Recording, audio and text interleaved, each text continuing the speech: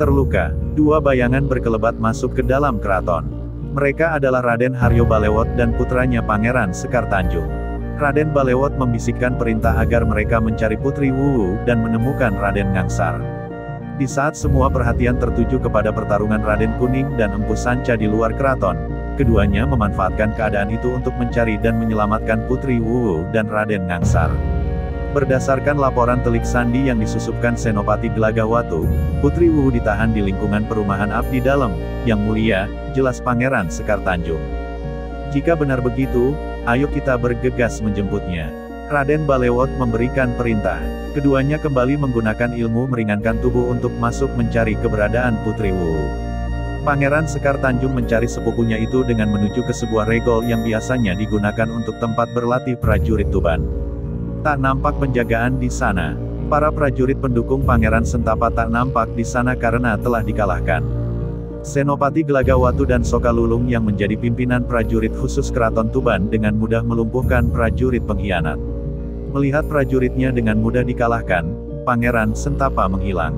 Pangeran Sekar Tanjung bergegas masuk ke dalam ruangan yang biasa digunakan oleh Adipati Tuban untuk melihat prajurit keraton berlatih.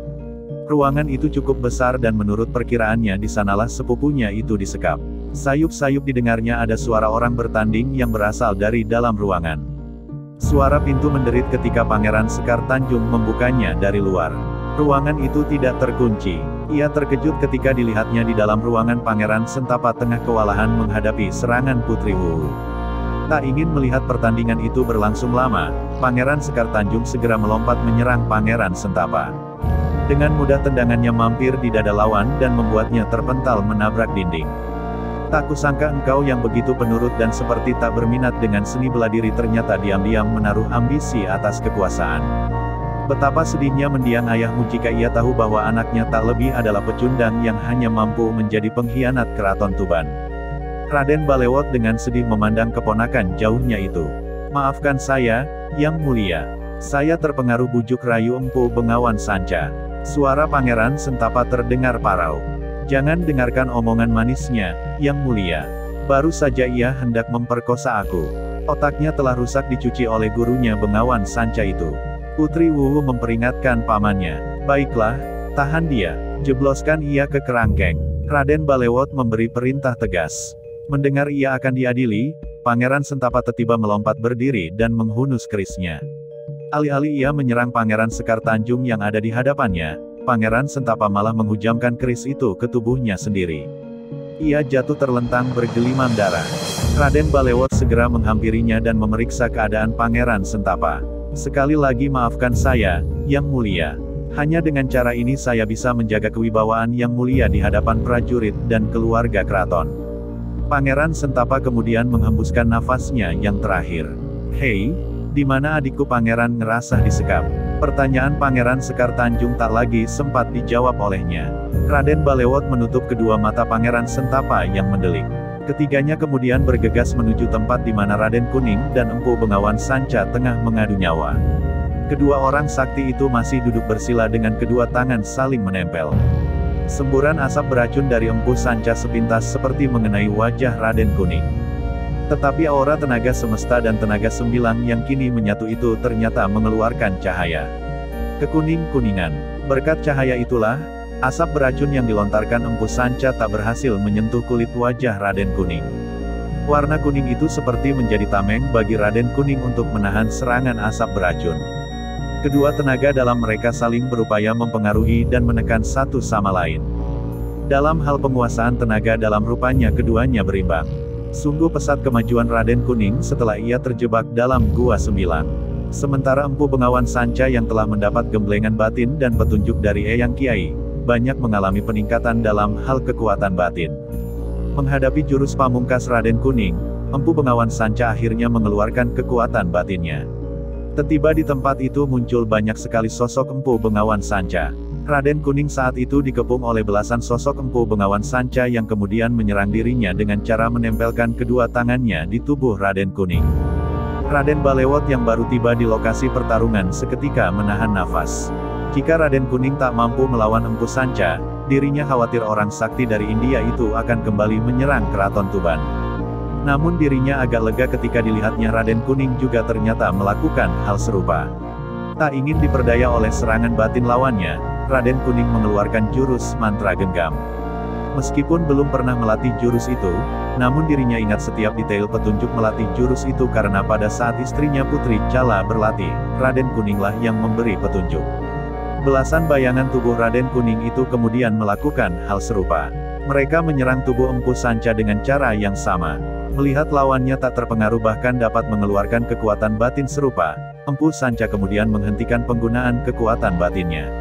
Seketika di tempat itu kembali hanya terlihat dua orang sakti itu tengah mengadu jiwa dengan bertukar tenaga pukulan.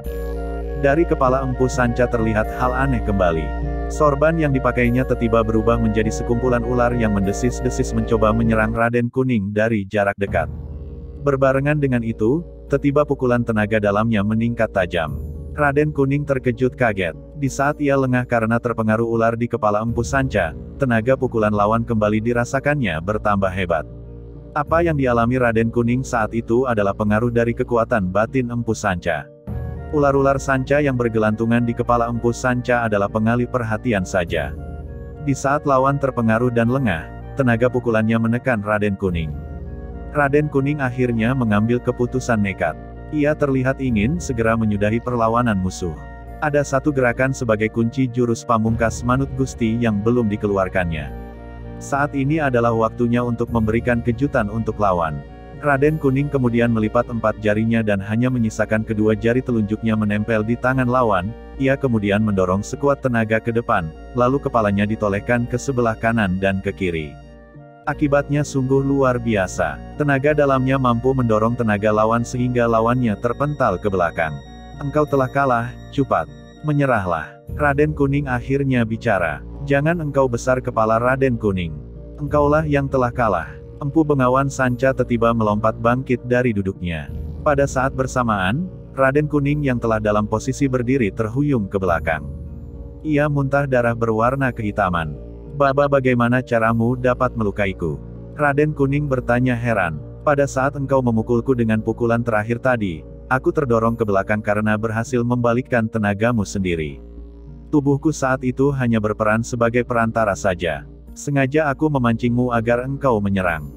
Dengan cara itu aku dapat menggunakan jurus pamungkasku, Ajian Kinaram Jiwa. Pukulanmu yang berbalik itu tidak engkau sadari sehingga mampu melukaimu. Empu Bengawan Sanca terkekeh. Tetapi ia mendadak berhenti tertawa dan memegangi dadanya. Ia kemudian muntah darah segar. Aih, mengapa aku juga bisa terluka? Itulah pengaruh pukulan Manut Gusti. Meskipun engkau mampu membalikkan pukulanku, tetapi tenaga pukulan itu kembali lagi memukulmu. Engkau lupa jika dalam tubuhku ini tertanam keadaan mati sak jaroning urip. Menyerahlah. Engkau akan mendapat peradilan oleh Keraton Tuban. Raden Kuning berupaya terlihat segar meskipun langkah kakinya masih terhuyung. Tak semudah itu menangkapku. Lihatlah bola asap ini. Kita akan bertemu lagi nanti. Tiba-tiba Empu Bengawan Sanca melemparkan benda berbentuk bola-bola kecil. Benda itu meledak ketika menyentuh tanah dan mengakibatkan kepulan asap. Segera kalian semua menjauh. Raden Kuning melompat mundur ke belakang. Kesempatan itu dimanfaatkan oleh Empu Bengawan Sanca dan murid-muridnya untuk melarikan diri. Hai Raden Balewot, ingatlah nanti aku akan menagih takdirmu lewat anakmu Pangeran Ngangsar yang kini ada padaku. Suara Empu Sanca bergema dari kejauhan. Pangeran Ngangsar, segera kejar musuh. Rebut kembali Pangeran Ngangsar. Pangeran Sekar Tanjung memberi perintah. Ia segera berkelebat ke arah larinya musuh.